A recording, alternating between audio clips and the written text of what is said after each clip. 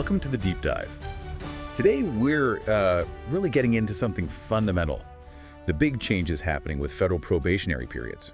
That's right. We're looking at a recent executive order and the new Civil Service Rule Ec 11. And these aren't just minor tweaks, are they?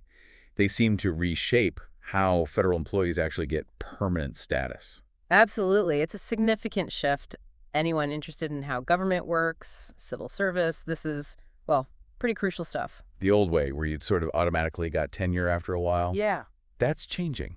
It really is. That traditional understanding, it's been, let's say, significantly altered. We're moving to a system that requires active certification by the agency. No more just letting the time pass. Active certification. Okay, so it's less of a default outcome now? Precisely. Agencies have to actively say, yes, this person should stay. Which brings us to the core question, right? Who does what now? Exactly. Our mission today is to, untangle the roles. What exactly is the Office of Personnel Management, OPM, doing, and what falls on the individual federal agencies? Understanding that split seems key to grasping the whole change. It is. It clarifies accountability and, importantly, what this all means for federal workers. So consider this your shortcut through the complexity.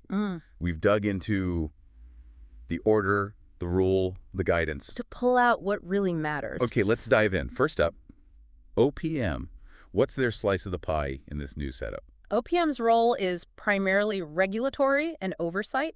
Think of them as setting the guardrails, the main rules agencies operate within. Okay, like what specifically? Well, a really key piece is their authority over appeals. We're talking about employees terminated during that probationary or trial period.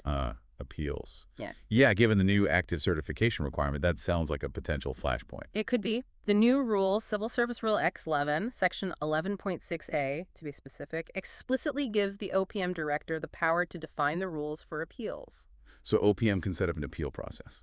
They can, yes. The rule says OPM may prescribe regulations for this. May being the operative word there, so they aren't required to. That's the critical point. Unless OPM actually issues those regulations, or unless some other law already provides appeal rights, this new rule itself doesn't build them in. Wow. Okay, let me make sure I'm getting this. If OPM doesn't act, or there isn't another law covering it, someone let go during probation under this system might just have no standard way to appeal. That's a fair assessment of the potential situation, yes. It could certainly change the feeling of security for new hires. That's a significant change? And the rule adds that if OPM does create appeal procedures, those procedures become the sole and exclusive means for appeals during probation, barring other laws, of course. Right, so OPM holds the keys to the appeal kingdom, essentially. They can either open the door or keep it closed. What else falls under OPM's purview? Another big job is formally getting rid of the old rules. OPM had to officially rescind the previous regulations. The ones this new system replaces. Exactly.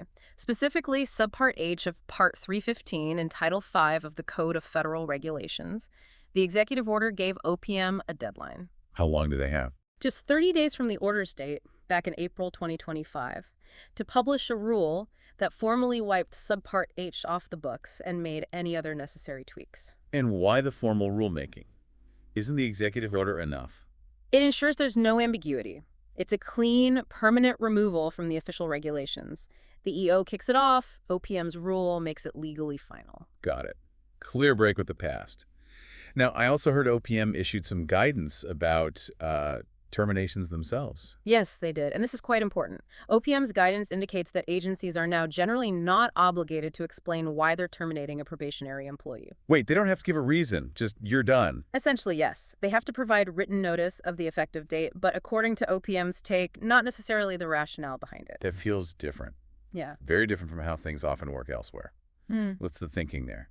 Less burden on the agency. That seems to be the implication. It gives agencies more latitude during that initial evaluation period without the procedural step of having to formally justify the decision in every case.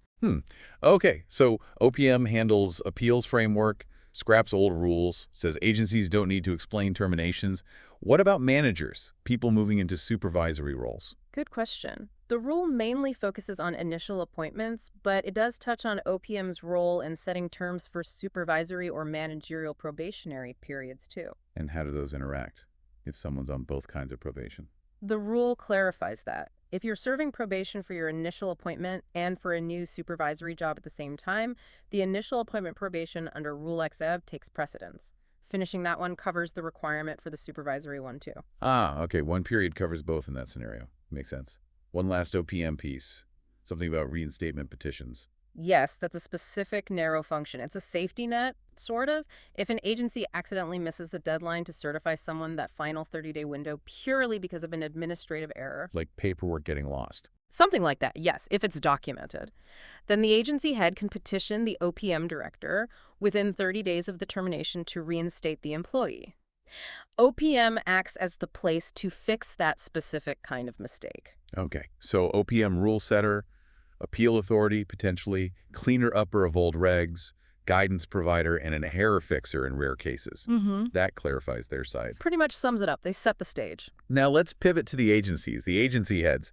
It sounds like their workload and their discretion just went way up. Way up is right. Agency heads, or whoever they formally designate, are now right at the center of implementation and decision-making. It's on them now. Fundamentally, yes. They're responsible for using these probationary periods to really evaluate if someone's a good fit, if they're staying on serves the public interest, and crucially, they have to make that active affirmative certification. That active step again. No more coasting. No more coasting. And they had immediate tasks. Within 15 days of the order, they had to identify all their probationary employees whose periods ended 90 days or more out. That sounds like a job in itself, just identifying everyone. It likely was. And at the same time, they had to designate in writing who exactly would be doing the evaluating and making recommendations. Not just the direct supervisor, necessarily. Not necessarily. The order actually advised picking people who could assess not just performance, but also the agency's broader needs and goals, how the employee fits into the big picture. Interesting. Looking for a wider lens.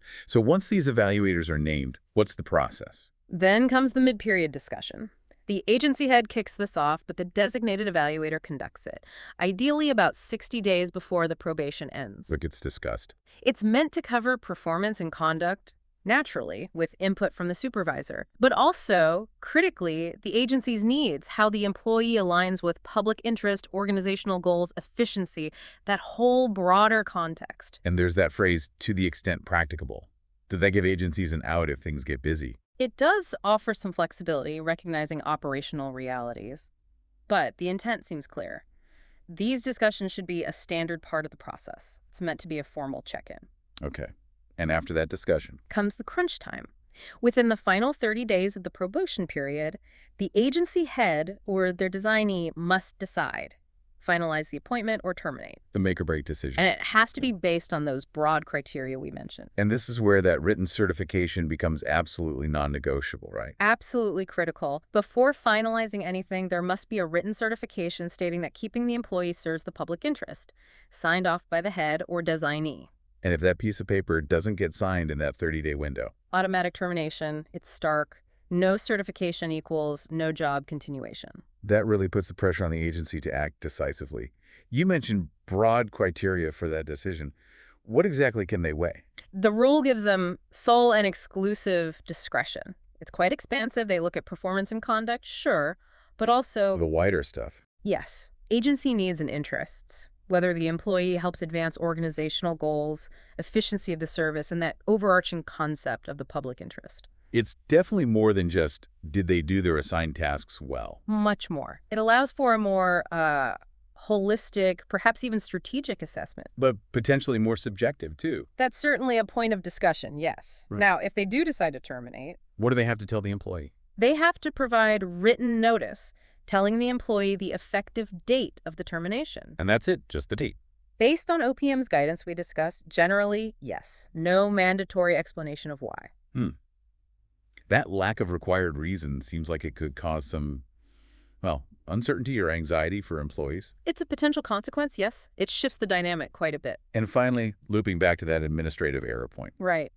If the agency messed up and missed the certification deadline due to an admin error, it's the agency head's job to petition OPM within 30 days to try and get the employee reinstated. That responsibility falls squarely on them. Okay, so agencies identify, designate evaluators, manage discussions, make the huge certification call based on wide criteria, handle terminations potentially without explanation, and petition OPM if they make a specific type of error. You've got it. A very active central role with significant discretion. The center of gravity is definitely shifted towards the agency. Let's try and synthesize this then. What are the main takeaways from this OPM versus agency head breakdown? I think the core shift is this. OPM sets the broad regulatory stage, especially around potential appeals and clearing out the old rules, but the agencies, they're now firmly in the driver's seat for implementation.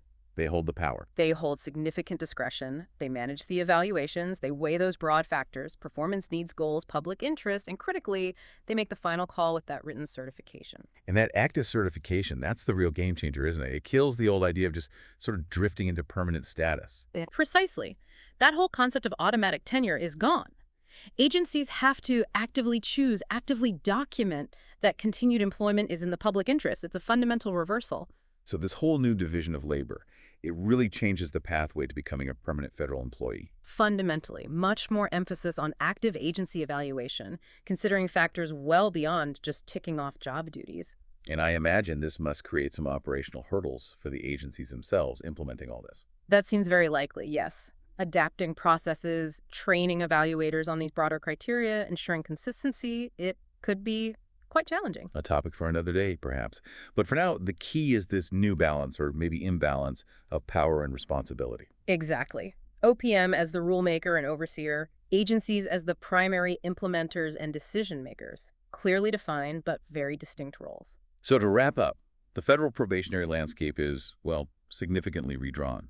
OPM sets the outer limits, but agencies are the day-to-day gatekeepers for permanent status, using a much wider, more discretionary lens. That's a very accurate summary. And as you, our listener, think about this, maybe reflect on what this shift, this increased agency discretion, these broader criteria might mean. What are the potential implications for the federal workforce, for the principles of civil service itself? It's a really important question to ponder. There are layers to this. Definitely food for thought. Indeed.